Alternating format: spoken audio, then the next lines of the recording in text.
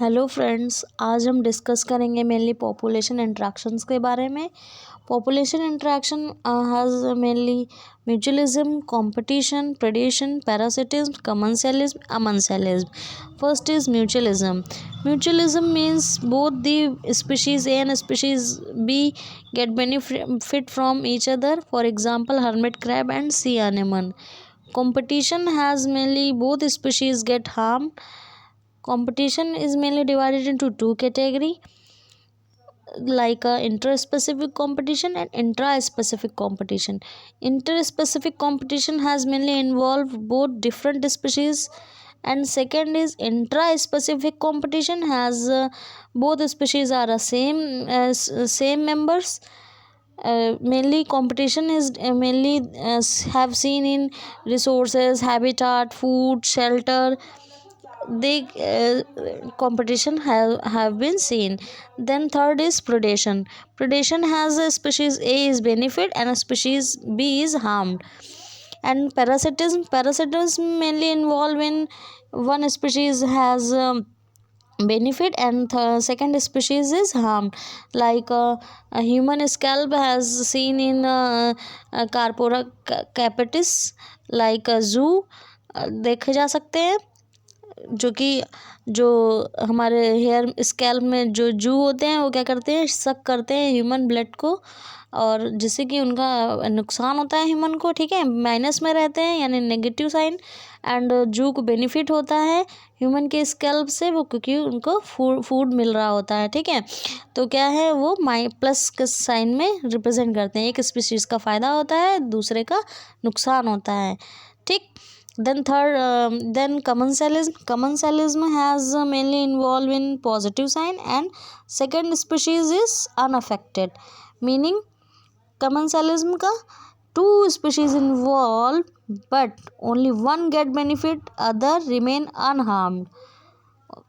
Then commensalism also have been seen in the barnacles and whale fishes. The barnacle get a shelter by attaching on the whale's body without generally harming और benefiting the whale, ठीक है।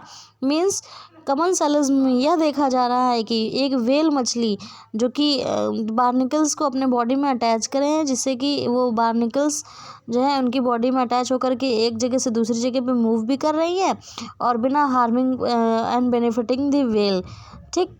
तो ये हुआ commensalism, एक species का फ़ायदा, दूसरा अनअफेक्टेड, ठीक। उन्हें शेल्टर भी दे रही है बार्निकल्स को उनकी बॉडी में अटैच होकर के, ठीक है।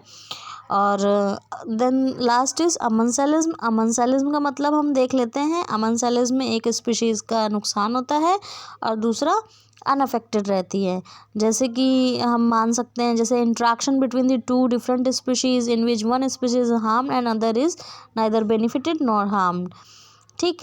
इसीलिए हम इसे जीरो के साइन से रिप्रेजेंट कर रहे हैं, जिनको ना तो फ़ायदा है और ना ही नुकसान है.